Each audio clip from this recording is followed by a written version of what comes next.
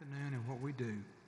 Pray that you be with Legislator Larkin this afternoon as in his hospital stay, and heal him and put your hands on him to heal him. These things we ask in thy name. Amen. Amen. Please rise for the pledge. I pledge allegiance to the flag of the United States of America and to the republic for which it stands, one nation, under God, indivisible, with liberty and justice for all.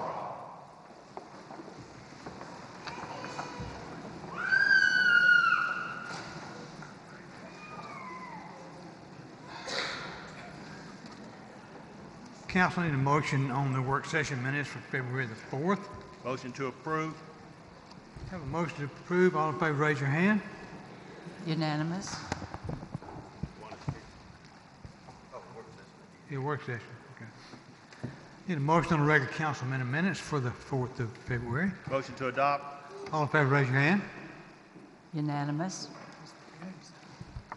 Got it? I vote, that's 6. I need Councilor Calhoun to abstain. It's going to be Okay, 6. we good? Yes, sir. I've got it. Okay, Mr. Mayor. Well, Mr. Mayor, you were here. We'll wait a second for the mayor.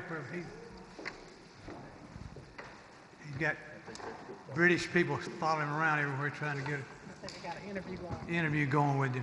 So they're here trying to interview. I guess we will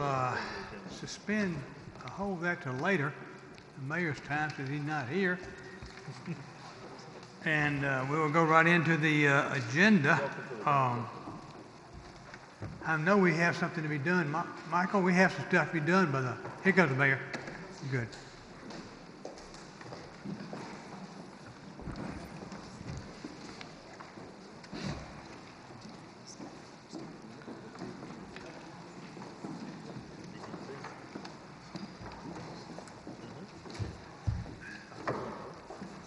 Mr. President, my apology to all the councilmen and women who are here. Good evening to the public that's gathered here today. Thank you for coming out. We had a little issue we're still trying to work out that we needed to address, and things remain the same. That being said, I will move on to just a few of my comments here, and I want to start with the good part, and that is celebrating those student athletes that we have in our midst, and that is the St. James, Alabama 1A, Class 1A, 3A girls indoor track champions. Winning a state title in track requires stellar performances from sprinters, long distance runners, throwers, and jumpers. Last year, the Lady Trojans of St. James accomplished this feat at the Alabama High School Athletic Association indoor track meet. The team faced several key challenges as it tried to defend its championship. Last year's coach moved to Asia. A high-scoring athlete graduated. A defending champion in 2 events fractured her foot in the off-season, and another student athlete sprained her ankle 3 weeks before the state title meet. In the face of adversity, the St. James girls knew they had to Trojan up and show that their true colors are gold, silver, and bronze. When the final race was over, they were repeat champions in girls 1A, Class 1A, and 3A indoor track. The squad is also the reigning state champs in cross country and outdoor track.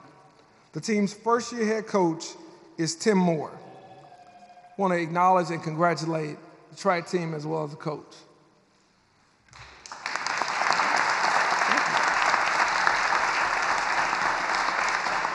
We'd like to ask you all to come up, if you would, to the center so we can grab a quick picture.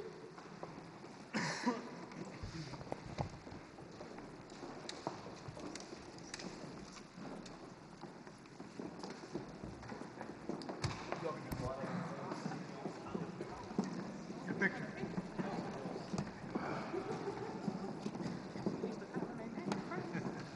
Yeah, they got it. Their names are called.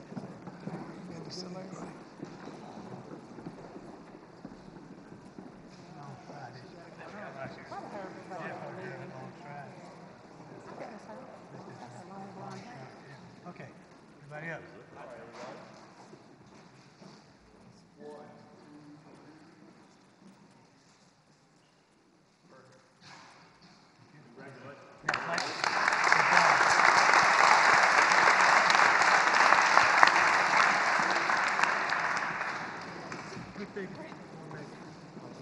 right, thank y'all so much. Yes, sir. Congratulations to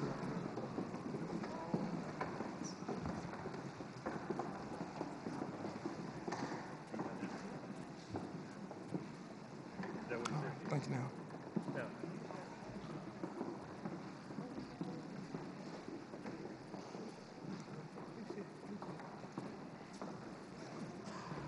Go ahead. 2020 marked the 63rd Distinguished Young Women of Alabama State Program. The mission of the Distinguished Young Women is to positively impact the lives of young women by providing a transformative experience that encourages young women to reach their full individual potential. Every participant in Distinguished Young Women of Alabama takes part in our life skills workshops that teach skills necessary for success in college and the workforce. This program also awards $2 million in cash scholarships at the local, state, and national levels. Distinguished Young Women of Alabama awarded over $40,000 in cash tuition scholarships to the class of 2020, including to Montgomery's own Dominique Verville. To date, Dominique has been awarded $12,850 in cash tuition scholarships. Dominique was named the Distinguished Young Woman of Alabama January 2020 and awarded $9,450 in cash scholarships during the statewide scholarship program for high school girls held at the Fraser United Methodist Church in Montgomery. Only adding to her previous win, Dominique was awarded $3,400 in cash scholarships in October at the Distinguished Young Women of Montgomery program. Dominique was one of 45 high school senior girls from Alabama who competed to represent the state as the Distinguished Young Women of Alabama for 2020. Participants were evaluated in the categories of scholastics, interviewing, talent, fitness, and self-expression. Throughout the next year, Dominique will represent the state at various public events and serve as a role model to young people by spreading the program's national outreach message of Be Your Best Self. The outreach program is designed to encourage self-esteem and excellence in all young people through its 5 principles. Be healthy, be involved, be studious, be ambitious, and be responsible. Dominique is the daughter of Jock and Alana Verville and is a senior at Lovelace Academic Magnet Program in Montgomery. Come on up, Dominique, and congratulations.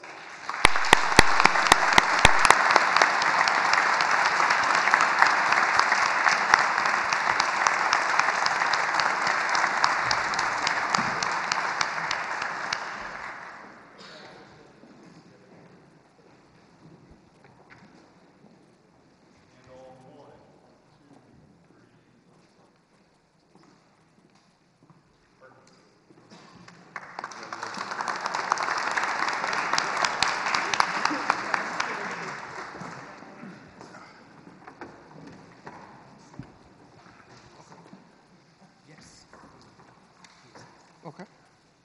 All right, now to I guess it's our last but not least praiseworthy announcement. This is our community hero, Dr. Brian Gary. This time I want to ask Brad Harper, an advertiser, to come up and talk a little bit about our community hero. Yes, sir.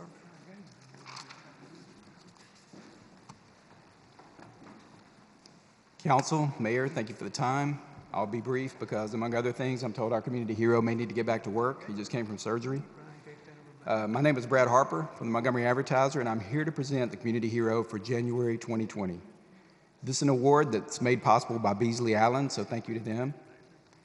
Brian Gary is a man who grew up here in Montgomery, idolizing his older brother, Bill. When Brian was 6 years old, Bill was in a car accident that left him a paraplegic for life. Brian became fascinated with hospitals and doctors and wanted to do something to help his older brother. As he got older, that turned into a desire to help the community as a whole.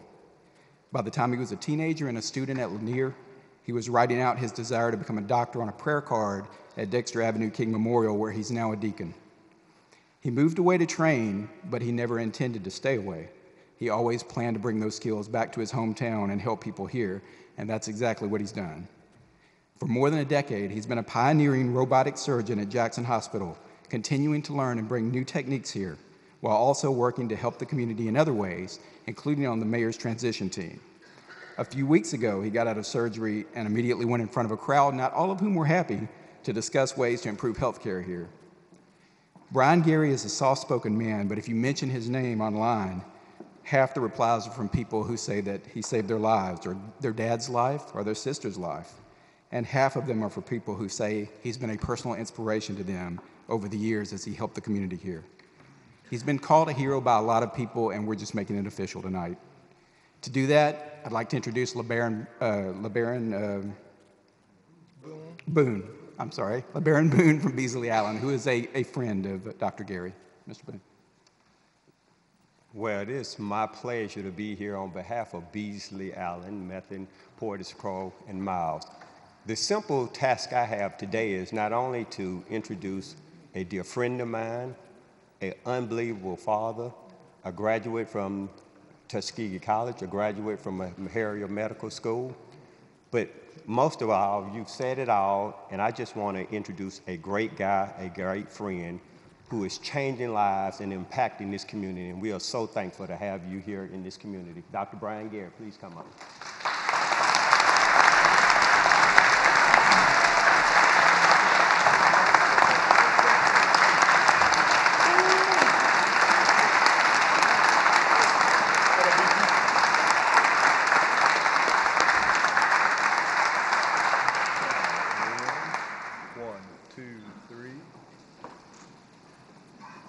Perfect. Thank you all. Congratulations.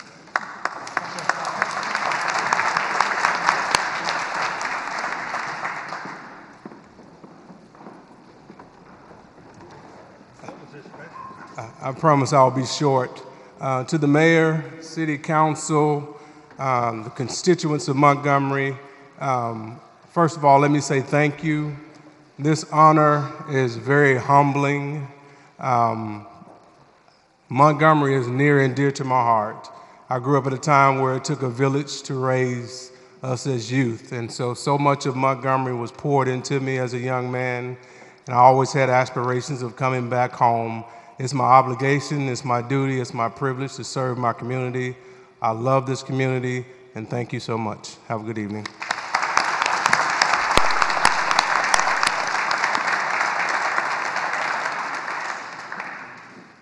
Thank you, Dr. Gary, for all that you've done, being a role model, being an example to many young men and women who are here in terms of what you can accomplish when you work hard. You set your goals very high. We're glad to have you in the city. I'm glad you're a friend, and certainly I'm glad that you've offered your expertise and knowledge of health and wellness and medicine as it relates to our transition committee, Montgomery United. Finally, I want to take just a few minutes to talk a little bit about an item that's on the agenda this evening. We have a very tough issue to deal with before the City Council, and it's one that has not gone without deliberation and much thought and conversation. But it is something that we did not ask for, but it's something that we have been forced and positioned to deal with. And that is, how do we invest in our community? How do we make this really a new Montgomery? One that is beyond just a slogan or a few words, but really exists in the vein of people who feel disconnected from the progress that has been made in this city over the years and decades. There is not one specific way of doing that. It is usually a culmination of ideas and actions that are taken. Most of them not easy, most of them not simple, but most of them necessary indeed.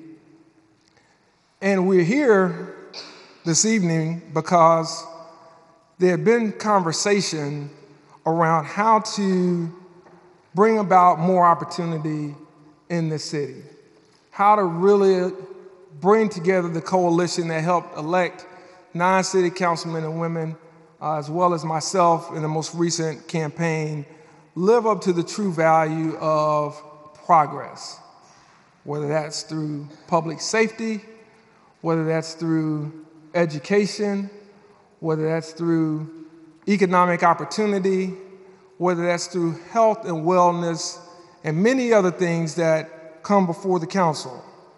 None of these are issues that we all can say that we know there's a silver bullet solution to. But one thing we do know is that we can't get there by doing the same thing that we've been doing. We tried that for much too long. And where we are is we're at a point where those of us in leadership have had to think about various ways.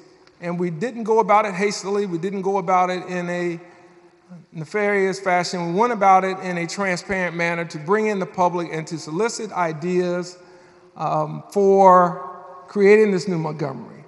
We talked to those who know this city best, the great employees that we have, about what ideas and what initiatives we could implement, we could introduce in order to allow them to reach their full potential. Because often we ask them to do Superman's work only to give them Yosemite Sam's resources. It's kind of hard to do that when you ask someone to do something with their shoestrings tied and one arm tied behind their back to go run.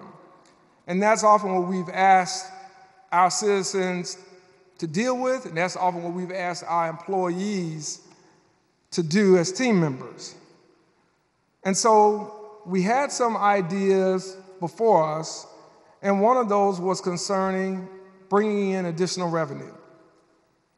And that became somewhat of a touchy subject because everyone wants to see change, but very few people like the process of change.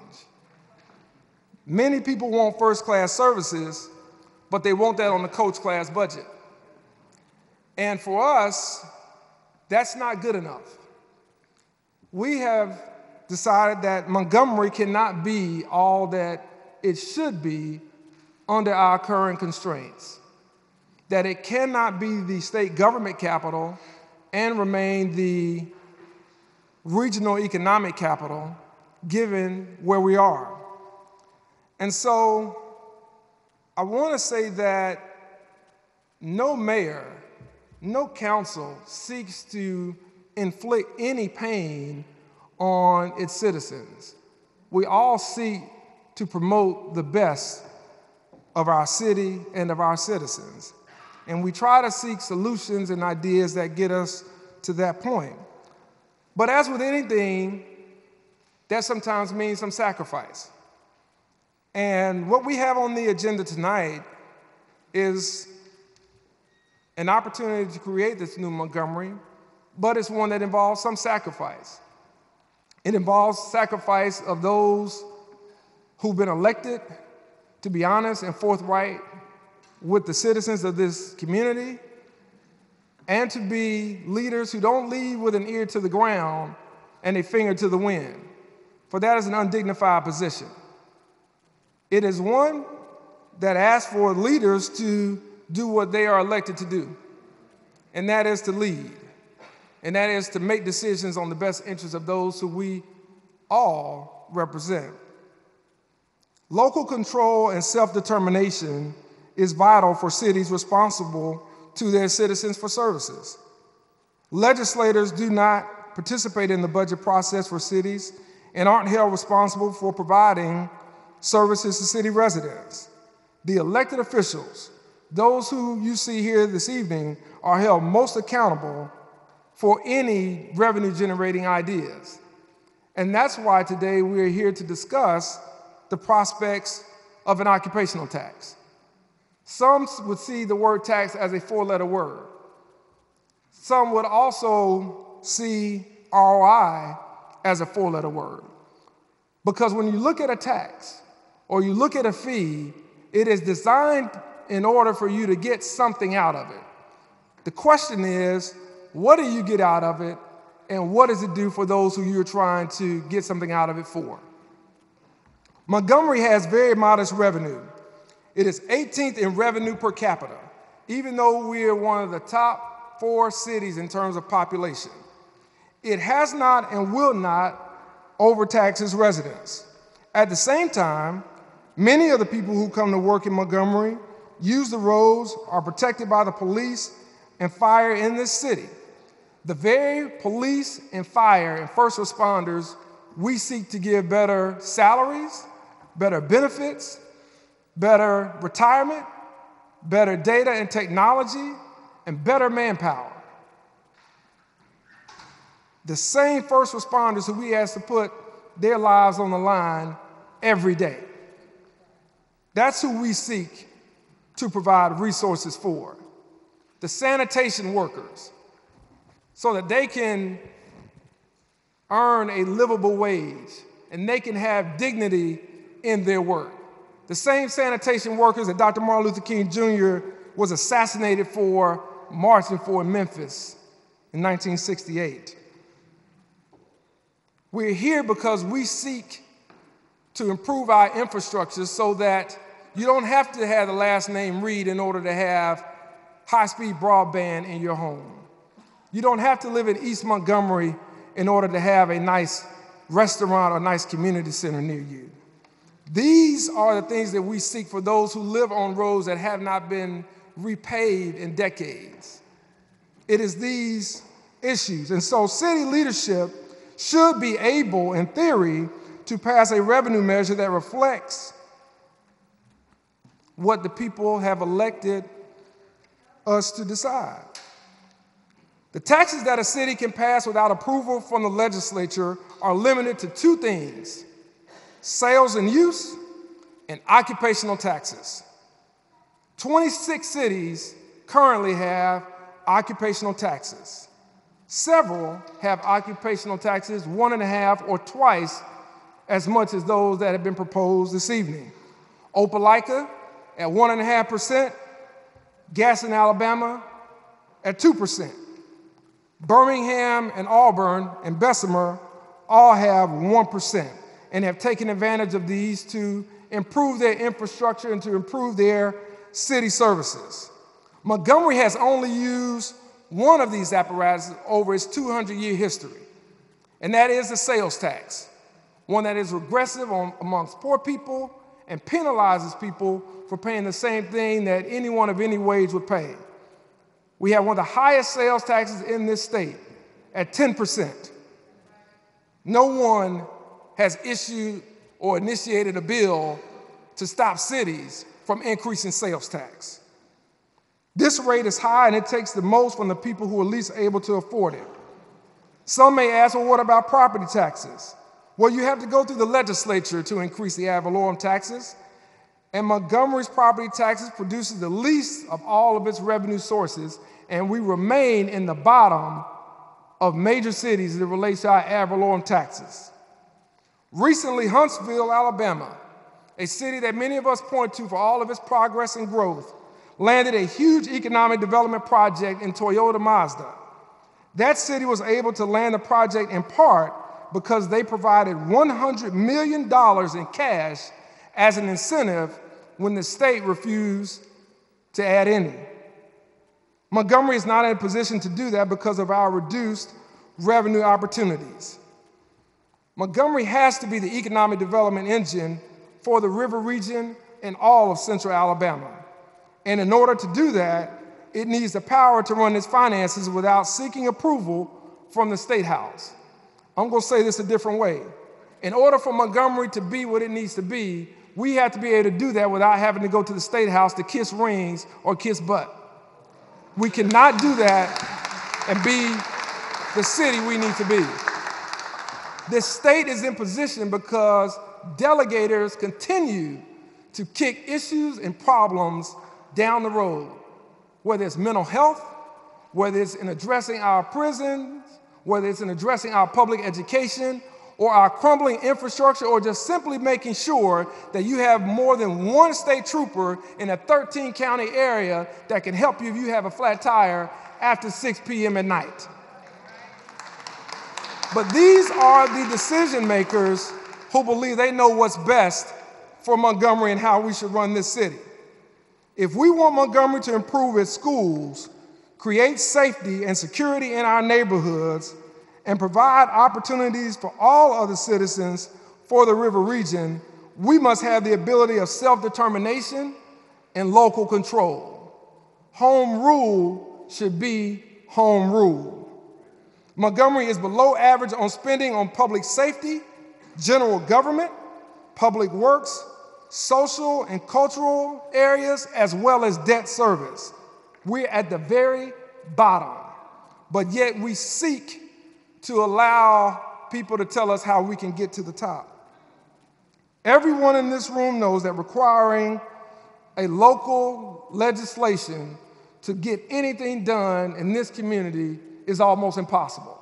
That's why this state is in the position that it's in, because executive leadership is rarely exhibited in our state delegation and in our legislators.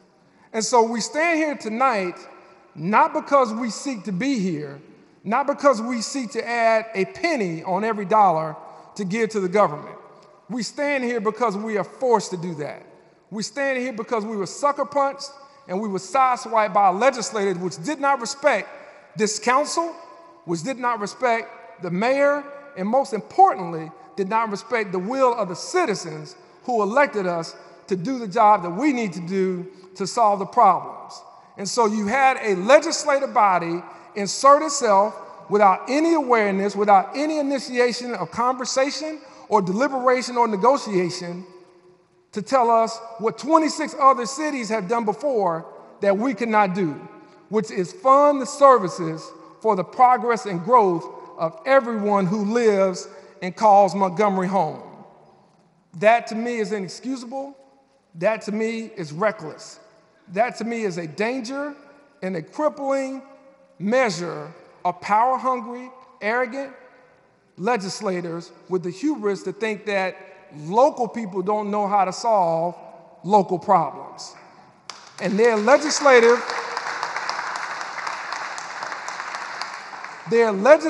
overreach into this body undermines our ability to move this city forward.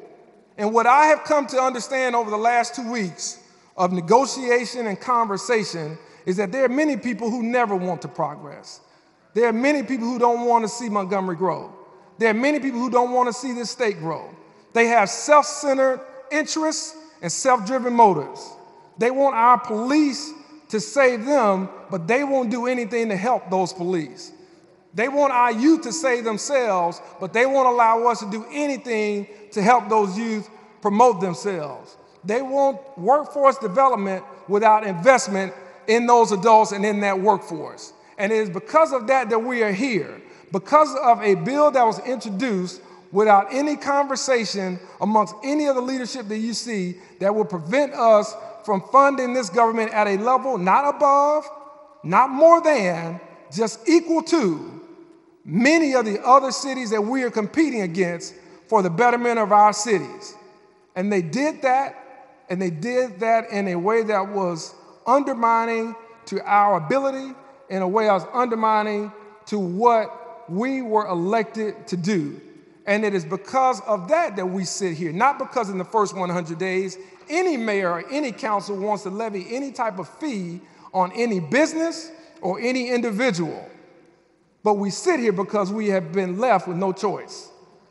We have had our pockets picked, and we have been told by the robber that we should just be glad that they didn't rob our house.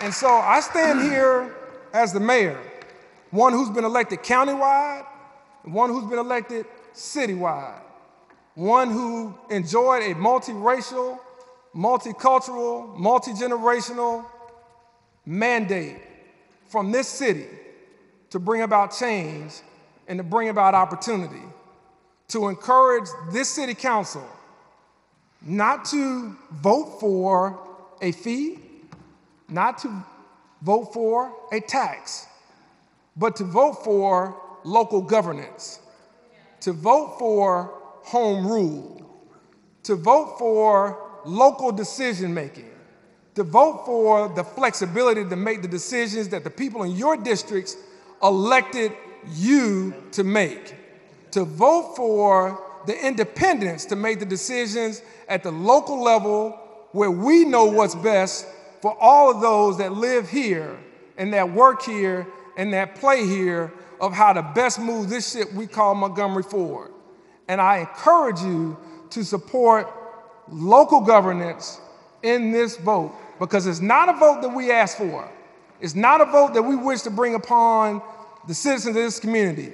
It's a vote that we were forced to. It's a vote that we've been boxed into by the state legislators without being given any choice, without being given any options, and being shown that there is no area for them to work with us, to negotiate with us, or to do anything that may involve conversation and deliberation over these next few weeks and months to figure out a better alternative. And being forced with the timeline that they have given us, I encourage this city council to do what's in the best interest of the people in this city and what we've been elected to do, and that is represent ourselves so that we can make sure a new Montgomery is not just a tagline, it's not just a phrase or a motto, but it is truly something that means life and liberty and freedom to those that live here and those that work here. History will remember the courageous. The cowards will be forgotten. Thank you.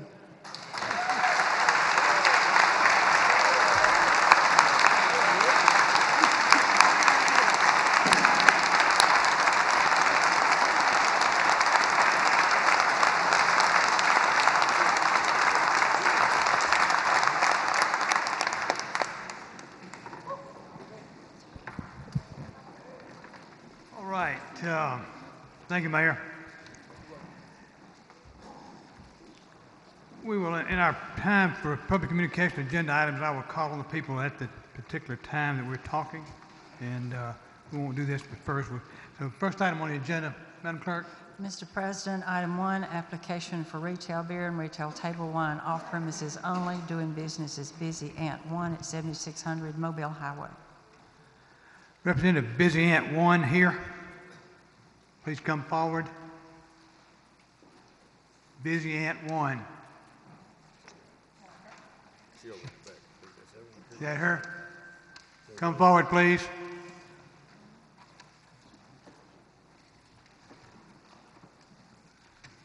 This is yours, isn't it?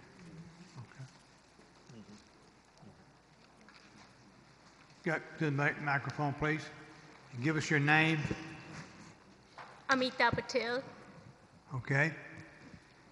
You were not here. Go ahead, Ms. Graham. This is your district. I spoke with you. You said you had the lease to this property. Is this the property we were talking about? Yes. Okay. Do you have it with you? The lease? Yes. Can I see it? I left it in the car. I have it though. I left it in the car. I can bring it. Can you, is it in the car outside? Yes. Okay. Can we come back? Oh, you can come back to this. Okay. Can you get it and come back? Yes, ma'am. Are you handling Busy Ant 2? Yes, That's yours Busy Ant also? 1 and 2, both. Okay, we'll move that to the end of the agenda and come back at the end of the agenda, okay? Okay. Okay. Excuse. Going to take number 2 at the end also, or? What? Move both of them down. 1 and 2 go down. 1 and 2, Yeah, the and go on agenda. with 3. Okay, item number 3. Item 3, application for retail beer and retail table wine off premises only, doing business as Z-Tech McGee Road at 3001 McGee Road. Representative Z-Tech here, please. Z-Tech. Not here again. Representative Z-Tech. Item number 3. Mr. President. Yes. If it pleases the council, I know it's just a gas station. They have built it. I don't know if, did he get the notice that he needed to be here tonight, Ms. Blaylock? I did not talk with him.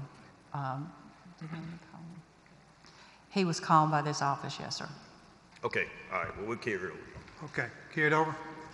Okay. Item number 4. Item number 4, we'll have a public hearing. We'll have 10 minutes per side. We'll start off with the people that are for the taxation, and then we'll go to the ones against. There'll be a 10 minutes total use. So I won't go to the 3-minute limit. It'll be 10 minutes for the whole program. So I'll start by anyone who would like to be for the occupational tax. Please come forward this time. See none. Okay. That moves us down very quickly. Okay. All right. Now I need the first person to come forward with James Garner. I thought he was okay. He's opposed. Okay, James. Hello, my name is James Garner. I am a resident of the city for over 26 years. Okay. Just so that you know, I am libertarian in my political views and I oppose all taxes, but that's not what I'm here for. As written, I think this is poorly written. I think it was hastily done, and I think it's a poor law. I understand that many municipalities have passed such laws, and I understand the need, and I understand the pressure by the legislature, and the need for home rule. However, I see no provision in the law for very low wage earners, and I do not like that. I think that is an onerous burden for the very poor. It makes a regressive law. The second thing that I have against this law is section number 6 with regarding to employee requirement. If the employer does not meet the requirement for reporting, it fully goes to the employee. I think this is onerous and burdensome upon the employee. I think another way must be found, one that does not lead to failure of compliance. I don't know very many people who would willingly comply with it when it falls to them to voluntarily report. This is then going to cause greater burden for the investigative branch listed number 7 and cost the city money, significant money, more so than I think you will take in. Thank you. That's all I have. Are there other people? Mac MacArthur.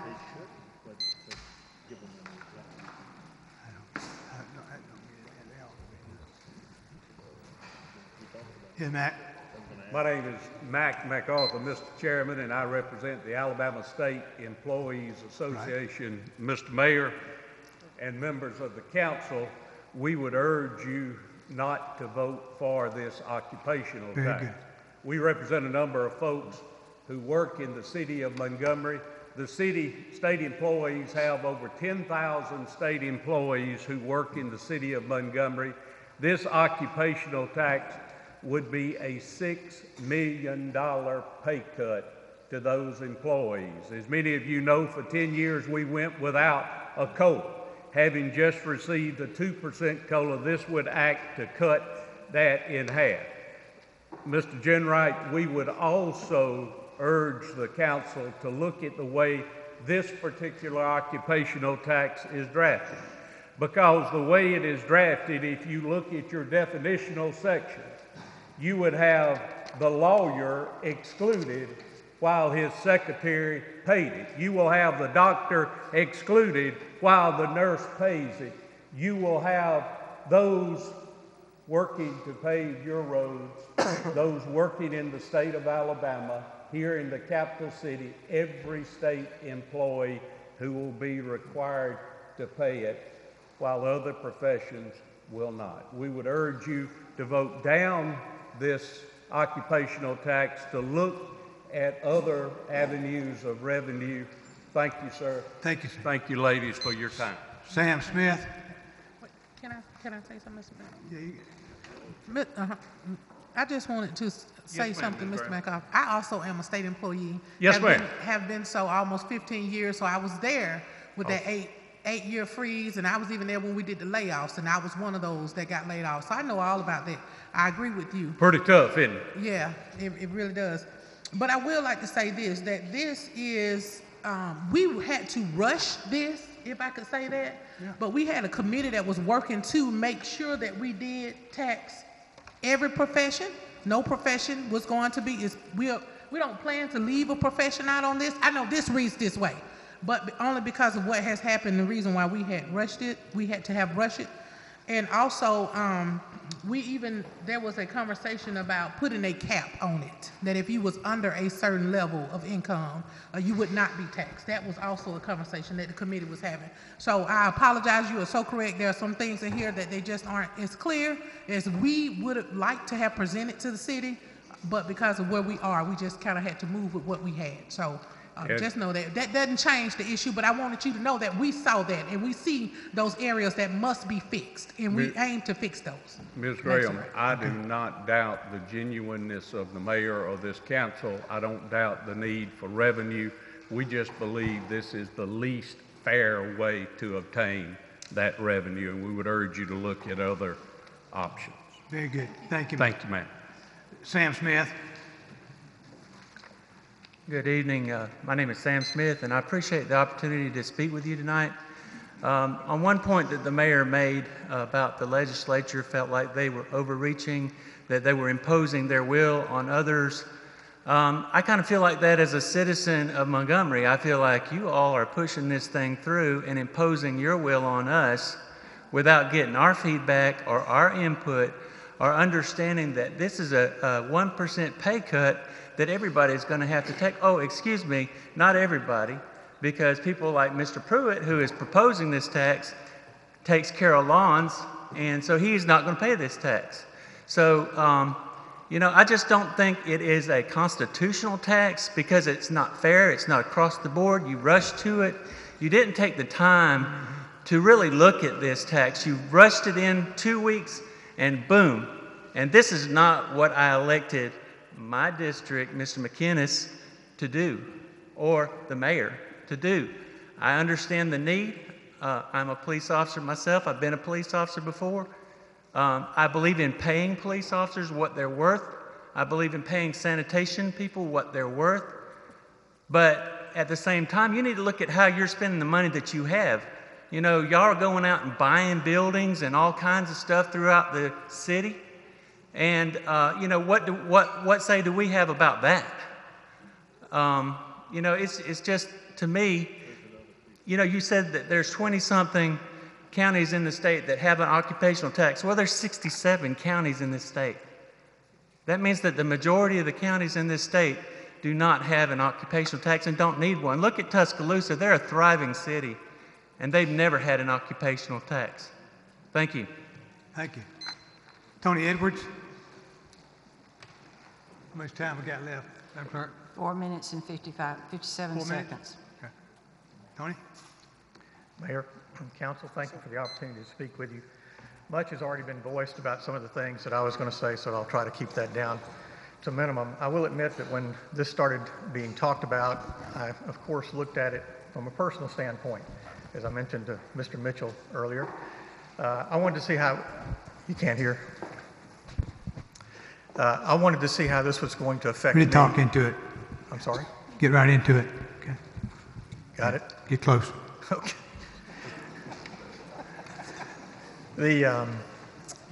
But I wanted to see how this was going to affect me personally, and of course, from a selfish standpoint. But as I got to looking at that, when you hear on the news that there's going to be a 1% tax on W-2 income, it doesn't register a lot. It doesn't put numbers with that. So I started putting numbers with that to see how it would affect me. But then it really paid off in looking at how other people are going to be affected. Take a single parent on a $30,000 income. That's $300 that's going to come out of their paycheck during the year. Well, it doesn't sound like a lot perhaps, but that's food, that's groceries, that's fees for sports at school, that's clothes for their kids and the other things that they need. What if you have a two-income family, $35,000 each, $70,000? That's $700 that's going to come out of that family that they have not been spending previously on, that they're going to now have to do, not on tax, but now they're going to have to do without that. $700 is more than you'll pay for property tax on a $150,000 home in Montgomery.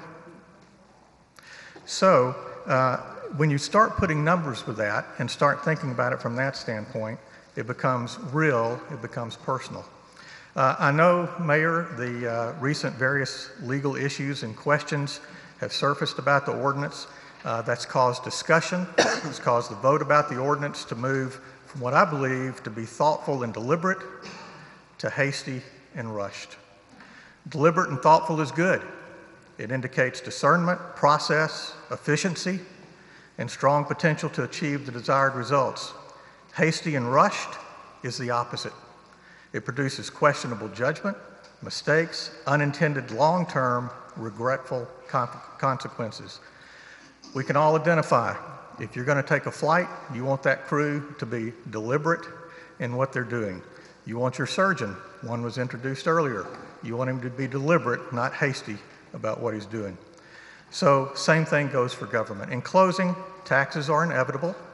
They're needed to run the government. We all understand that. However, we don't need to rush to implement something we'll regret later. Once implemented, there's a slim chance it'll ever be taken back. I compliment you, Mayor, very passionate in what you said tonight. So I compliment you on your vision and what you want to do for Montgomery. But the use of the occupational tax to help achieve that dream, I believe, is highly questionable. Please vote no on this ordinance. Mary Wisdom.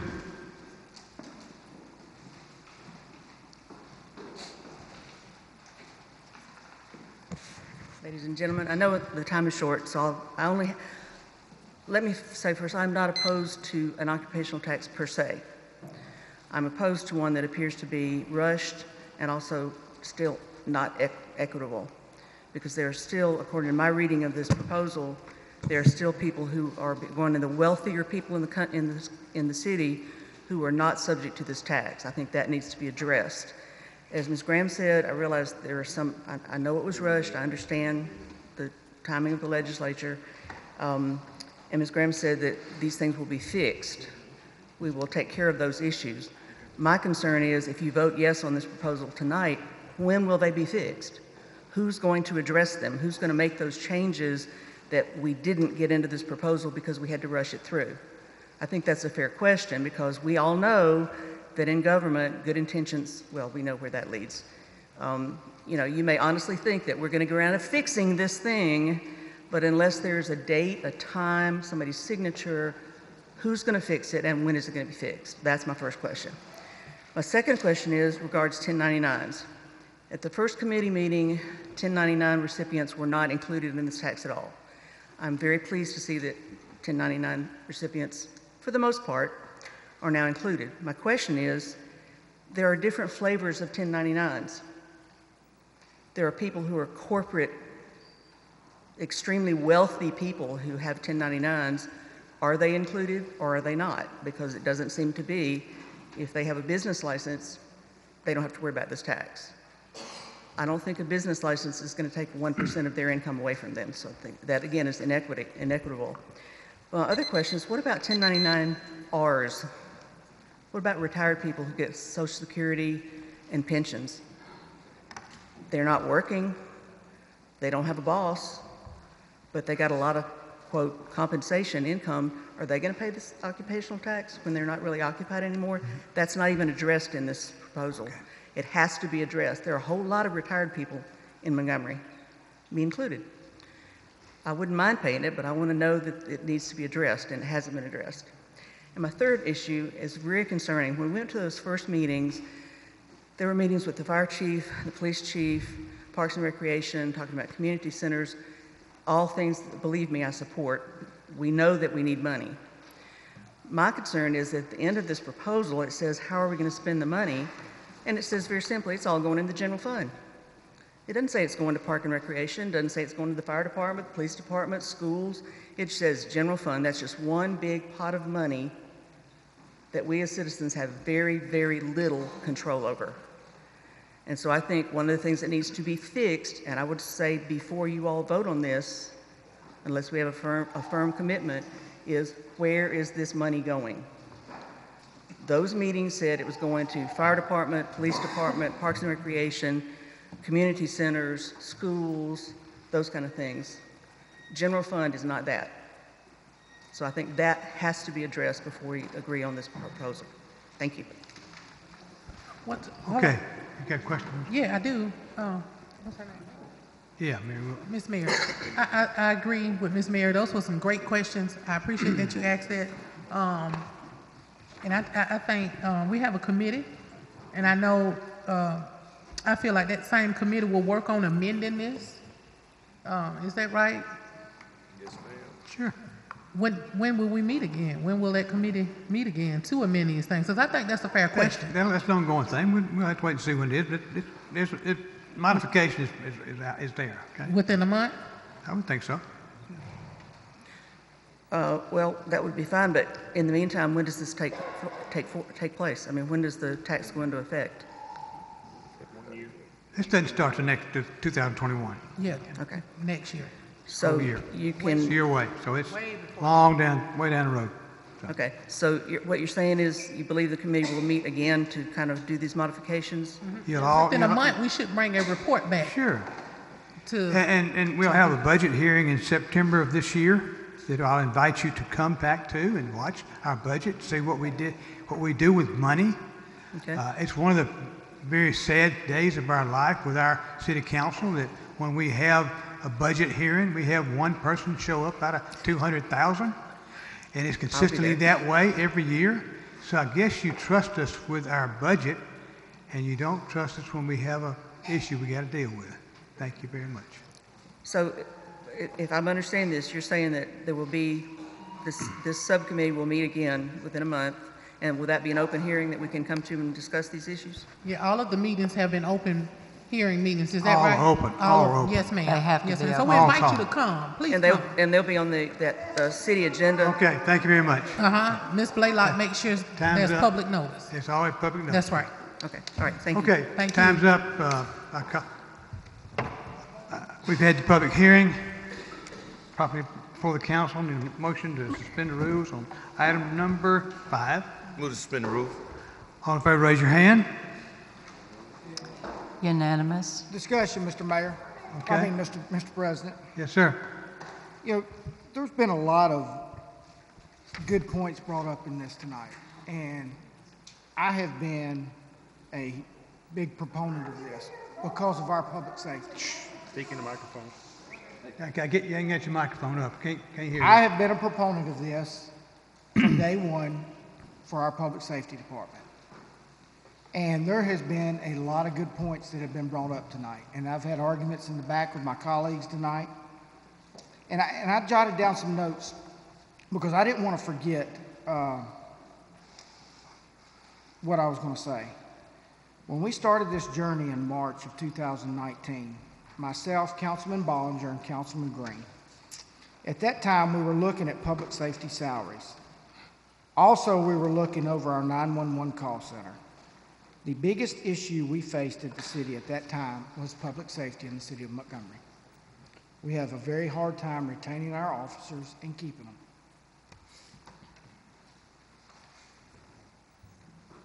In the meetings in March, this past March, we discussed ways to raise money for our first responders. Some of those ways were an occupational tax, property tax, cutting fees and services to the citizens of Montgomery. Everything was on the table. Fast forward to January, when we started our committee again, myself, Councilman Bollinger, and Councilman Calhoun. The first group that we wanted to look at again was public safety, because I feel, and the council feels, that that's the most important departments we have in this city. If you call 911 and nobody answers, we've got a problem. We also met with Parks and Rec and Public Works, as the lady stated. As of today, our needs have grown in public safety. We are woefully understaffed in public safety. We have men and women that are having to work overtime to fill shifts. They're having to work part-time jobs to make ends meet. This is not fair for them to have to do this when we ask them every single day when they come into office to put their clothes on, to put their lives on the line for us every single day. Let me be very clear, this council, and I've heard a bunch of people say that this council was trying to ram this through on people's self. That is not true. We had no idea that where this was going to come up and this was going to happen to us that the mayor talked about tonight.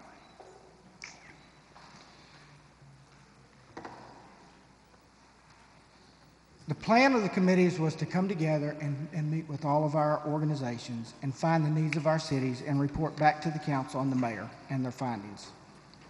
And then go into our neighborhoods and discuss with our citizens the needs that we have.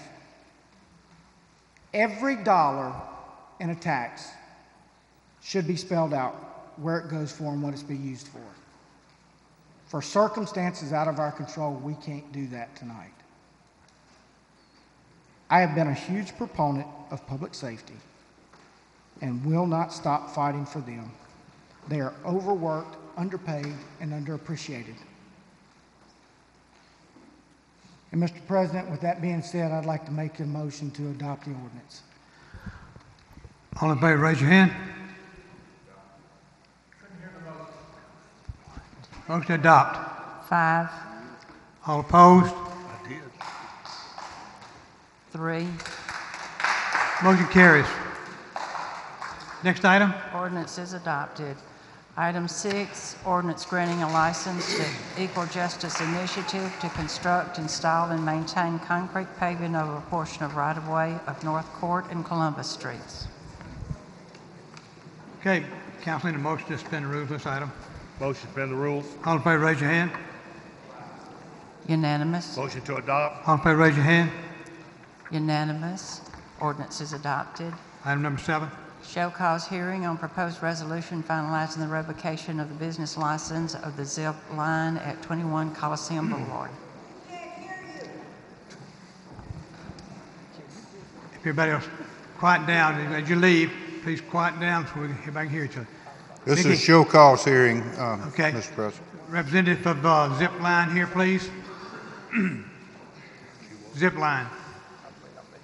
Representative Zip Line. Don't see them. I understand they're helping they're getting back in line. Is that correct? Yes, sir. They came in and have made some payments. Well, And I declare the show cause hearing has been held. And go to number 8. Okay. 8, resolution finalizing the revocation of the business license of the Zip Line at 21 Coliseum Boulevard. Mr. President, they came in and paid some money, and we would ask that you approve the ordinance. And if they pay like they said, then I'll notify the mayor to possibly veto. Need a motion to suspend the rules. Move to suspend the rules. All in favor, raise your hand. Unanimous. Motion to adopt. All in favor, raise your hand.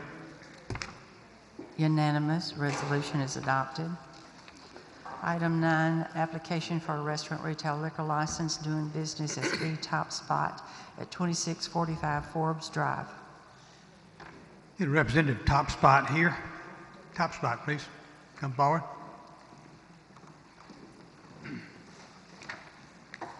Your name for the record, sir? James Bennett. Okay, Ms. Smith. This is a public hearing. Anyone would like to speak against this item, please come forward.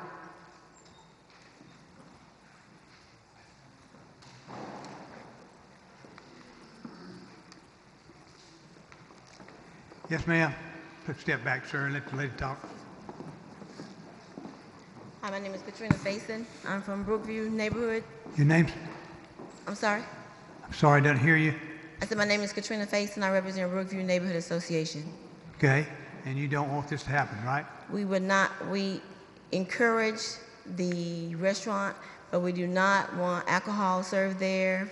As he spoke with us at our neighborhood association meeting, he said it'd be over from 10 to 2 a.m., and we do not want alcohol served within a close proximity to our neighborhood entrances, especially because there is no parking for his position, and we don't want drunk drivers. Okay. And you're the president of the Homeowners Association? Yes. Okay, very good. Yes, sir. You want to speak? Hello, I'm Greg Roberts with the North Montgomery Neighborhood Alliance, and this is the association that represents Brookview, Park, Manor, Sheridan Heights, Vista View, Chisholm, Rosewood, Flatwood, and Madison Park. And we are opposed to the granting of a liquor license to the B Top Spot LLC doing business as B Top Spot on Forbes Drive. We are requesting that the City Council not grant a liquor license. We will welcome a business that enriches or improves the community. However, another business selling alcohol falls far short of our community's expectations. Thank you. Okay. Councilman Larkin is not here. You handle this tonight. You can carry it over. Yeah, you want to carry it. I declare the public hearing's been held. Mr. Chairman. Yes, sir. I'd like to ask him a question, the Okay. one that's proposing this. Yes, sir. Is there a reason that you're, since you're a restaurant, is there a reason that you want to stay open to 2 o'clock in the morning? And I know generally most restaurants are probably closing about 10:30 at night. It was just on Fridays and Saturdays. It was the 2 o'clock. Other than that, it was 10 o'clock on all the other days. 10 o'clock on the other nights? Yes, sir. And what are you going to do about the parking? Because that is a small area and it's very limited parking there. So what do you have plans to use some of the parking area or? Well, you do have parking on the service road a little bit, but my occupancy is like 50. So I think, I know the parking lot can accommodate that many. So you're going to have some people parking on the service road? Limited parking. That parking space is small. You know what he's talking about? No, I can say I went by, they had a event there last week and I went by there, the cars was not, because like I said, I am from that area. I did not see cars blocking the entrance nor at the church, so that was my biggest concern. Would you speak in your mic, please? It was not impeding the entrance of Brookview, North Sterling Heights, because that's where I'm from. I did go by there because I wanted to see my concern. That's what Tracy and I talked about. My concern was the parking. But like I said, I did not get a chance to speak to Tracy because he's in the hospital. But we were working together. So it wasn't bad on the street? No, it was not. Okay. That particular. I got a question. Yes, sir. Would the neighborhood association still oppose it if he closed at 10 on Friday and Saturday? Yeah, he's talking neighborhood association. Would y'all still oppose it if he closed at 10 on Friday and Saturday instead of staying up until 2 a.m.? I don't have a problem with time he stays open. It's the alcohol that I'm concerned with. It's the drunk drivers, and as a matter of fact, during Christmas we said the buzz driving was bad.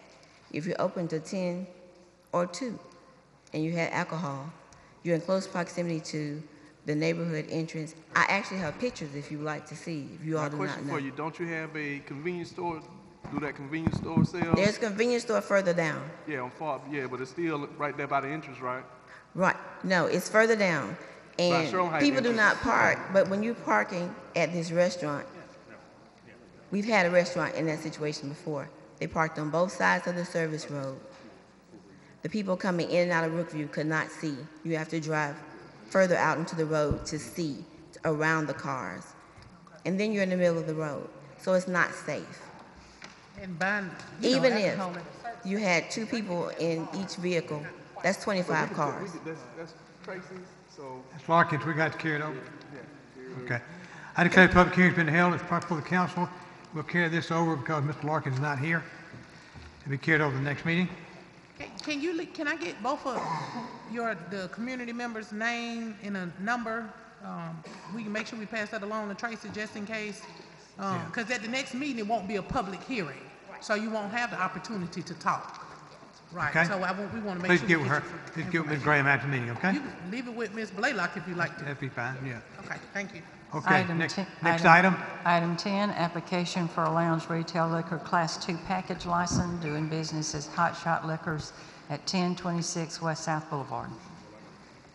Representative of Hot Shot Liquors. Yes, sir. Your name for the record? Drew Patel. Okay, Mr. Pelt. This is a public hearing. Anyone would like to speak against this item, please come forward. Yes, sir.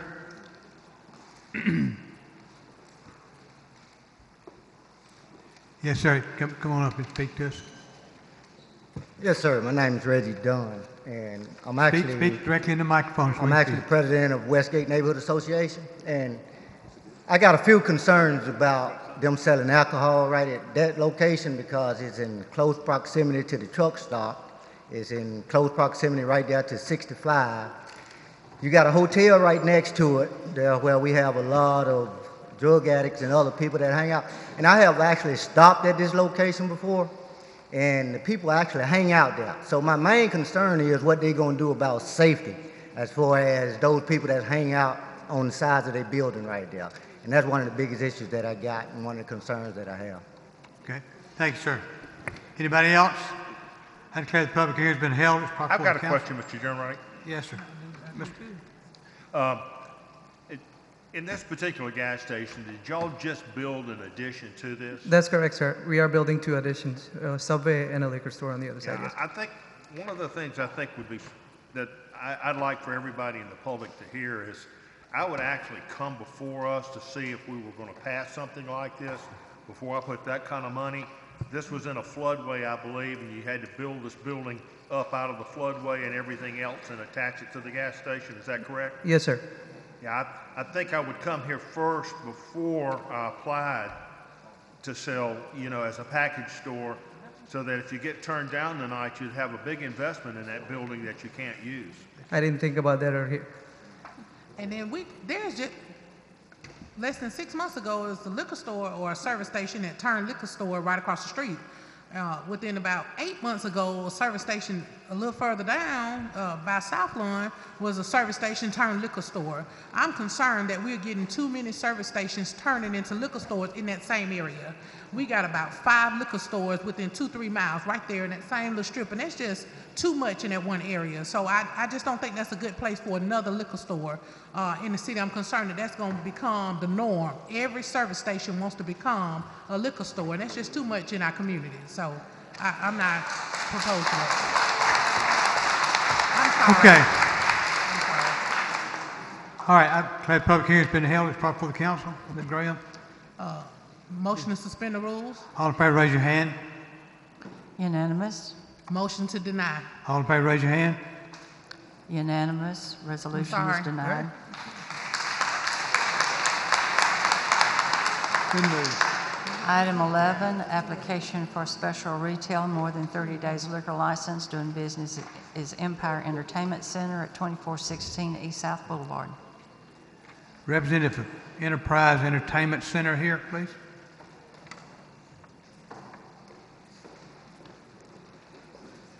Yes, sir. Your name? Maurice Good. Mark. This is a public hearing, and anyone would like to speak against this item, please come forward now. Seeing none, I declare the public hearing's been held. It's proper for the council. This year's. Yeah, I think, Chief, do you want to say anything before we?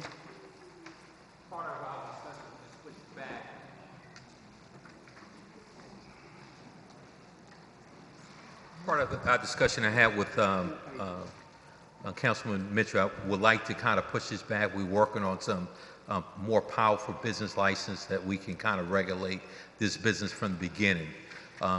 So if we don't put it back, my recommendation would be strong against it, but I want to work with you and see how we can have stronger legislation to deal with this this business before we make a vote one way or the other. So are you saying that we can do the probation area on the front end instead of the back end? Once we get that legislation or the ordinance in place, then we can circle back around. But right now, the way things are, I will strongly oppose pushing this forward. So will we have it done by the next city council meeting? I don't know if we can get it at that point, but we need to sit down with legal as well as with you guys is to come up with something a little bit stronger than what we have. Because I do have some concerns, but I'm willing to work with you and council to see if we can have some strong legislation. Okay. Can I find out your target date for opening? We were hoping to be open by March 7th. On that day. Yeah, March. Yeah, that's the week. I have a question. How many owners is it on this? 4 brothers. It's 4. Mm-hmm. Can all owners come up, please?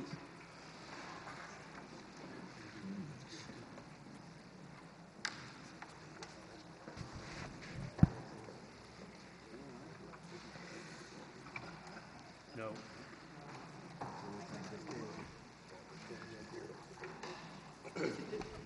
Have either of you ever had a business like this before? First time? No, ma'am. First time. First time? Let me ask you just a question about your building. What was your occupancy size for this building that they gave you? Previous occupancy was 2,000 people. Now, I mean, how many people will the fire department allow you to bring into the building? They should have posted that It's from an 2,000. inspection. 2,000. 2,000 people in the Yes, sir. building? Yes, sir. Yeah. And what's Okay. your name? Mine, Arthur Stokes. Stokes. Yes, sir. Oh, that's Tracy, this is Glenn's place. All right, anybody got any more questions? Okay. This will be carried over to the next council meeting. Thank you. We'll carry it over.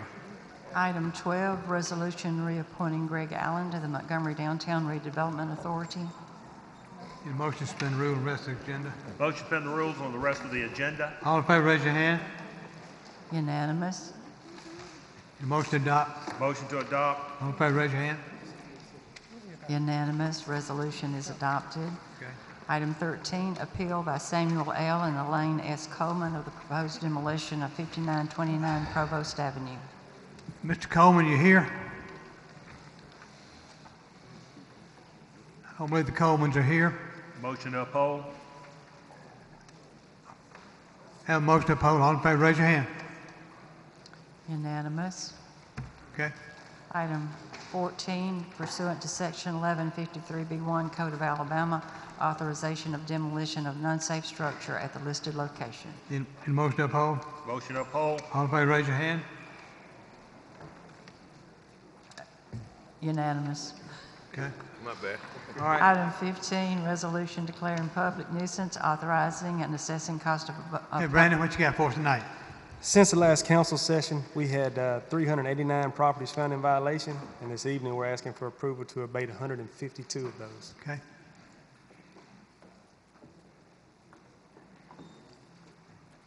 That's it? Yes. Ain't running out. That it? You got 'em right.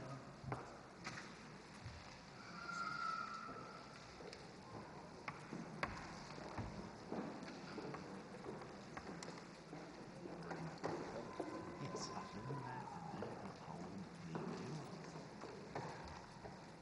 No, they were upholding the demolition.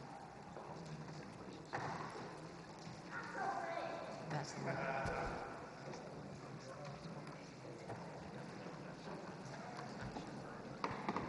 Lord, 128, 30. 138. Tough. And this is in a bad, in rainy season. Okay. Need a motion to adopt this item. Motion Item to 15. adopt. All in favor, raise your hand. Unanimous. Okay. Let's go back and do 1 and 2. Item 1 is the retail beer and retail table wine off premises doing business as Busy Ant 1 at 7600 Mobile Highway. Audrey, you got, where'd Audrey go? She was asked to, Audrey gone? We need Audrey, get Audrey back in here. She asked this lady for all this information and she.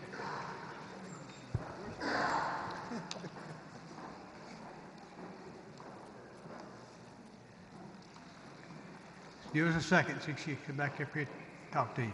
Okay? Thank you, Mr. Durham. Run in them hills. Let's go.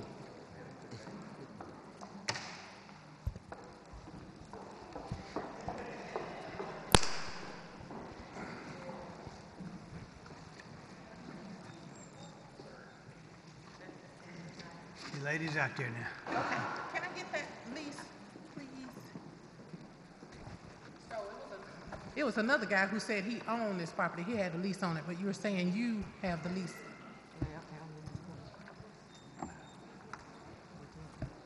Okay. Number 1. Yes, take it down together.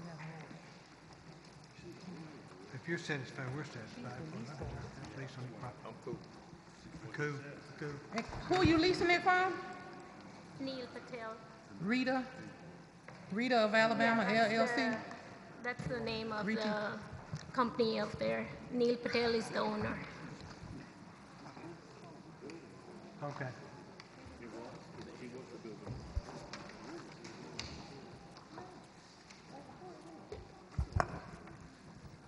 Okay, November 2nd of last year. what you think?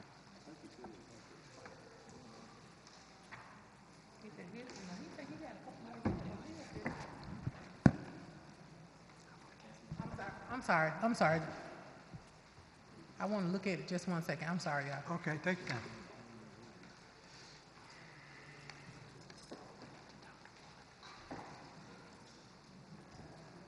Well, I tell you this, I don't really have a problem with that. That property is so far away from my communities, so I don't.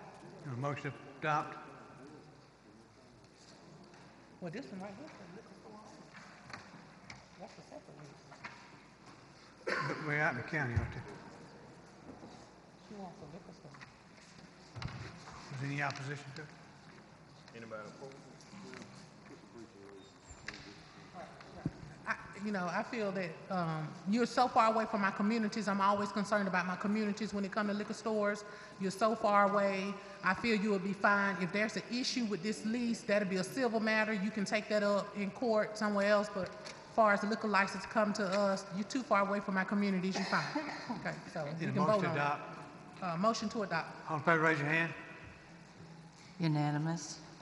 Item number 2, same way. Motion to adopt. All in favor, raise your hand. Unanimous. Good luck with your business, ma'am. And here's your lease. Your lease is back, okay? Mr. President. Okay. Mr. President. Point of order, going back to number 13. We need to make a motion to reconsider this one because it has not been presented to the council for demolition yet. It is to come to y'all. So Mr. Carr said that he would prefer you do a motion to deny the appeal since the demolition. Deny the appeal, okay. Yeah, the demolition. To reconsider. Motion to reconsider item number 13. All in favor, raise your hand. Unanimous. Now, motion to deny the appeal. Oh. What? Yeah. But the man didn't come? No, Okay. he didn't show up. Okay. All right, need a motion. Okay, all in favor, raise your hand. Unanimous. That good? And we do got notice that he was notified, right? Yeah, he's the one that called for it. He brought the letter. He's Yes, the one ma'am. who wanted to do it. He wanted to do it. Okay. Madam Clerk, you got anything else? No, sir, that's all I Okay, have. on public communication roster and non-agenda items, I